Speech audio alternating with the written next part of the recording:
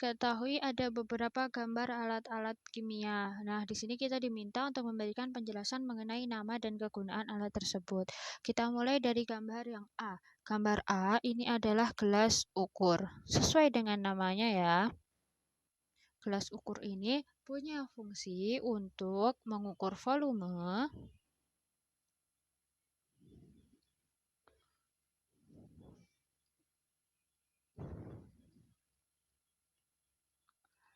dengan ketelitian tinggi. Kenapa ketelitian tinggi? Karena di gelas ukur itu garis-garis batasnya itu sangat detail.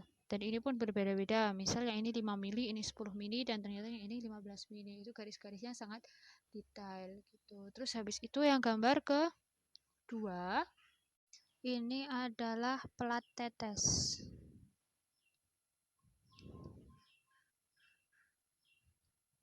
Nah, alat ini punya kegunaan untuk tempat meletakkan sampel. Jadi kalau misalkan kita punya beberapa sampel yang akan diuji, misal diuji pH-nya gitu.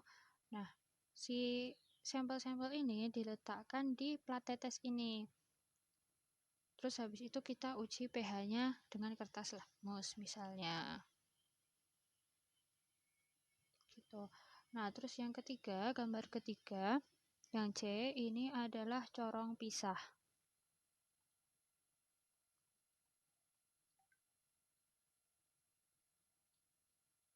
Alat ini berguna untuk melakukan ekstraksi atau pemisahan. Dari apa? Nah, ini pemisahannya dilakukan dari senyawa-senyawa yang dia itu punya dua fase. Jadi misalkan senyawanya itu fasenya itu pelarut dengan densitas campuran yang berbeda gitu. Nah, terus ini dipisahkan dengan menggunakan corong pisah. Gitu.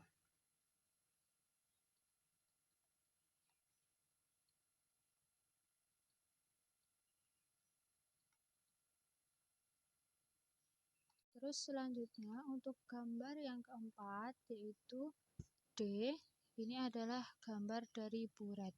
Nah, buret ini memiliki kegunaan untuk titrasi. Jadi dalam beberapa reaksi kimia itu dibutuhkan titrasi atau ini juga digunakan sebagai alat analisis kuantitatif. Nah, fungsi buret dalam titrasi adalah sebagai wadah titran atau larutan yang akan digunakan untuk titrasi. Selain itu digunakan juga untuk mengukur volume titran. Nah, volume titran ini nanti berguna untuk mencapai titik akhir titrasi. Itu membutuhkan titran seberapa banyak sih gitu. Terus yang gambar selanjutnya itu adalah penjepit kayu. Nah, fungsi dari penjepit kayu ini adalah untuk menjepit tabung reaksi ketika dilakukan pemanasan. Gitu.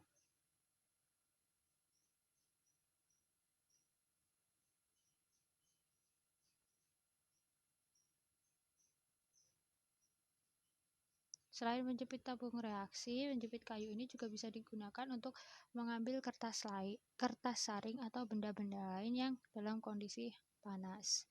Terus yang gambar D, ini adalah cawan porselen. Porselen ini berguna sebagai tempat untuk reaksi suhu tinggi.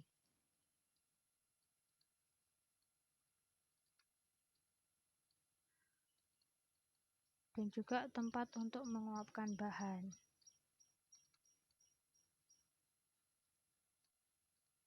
Nah, jadi ini semua adalah kegunaan dari 5 alat-alat yang ada pada gambar tersebut beserta dengan nama-namanya.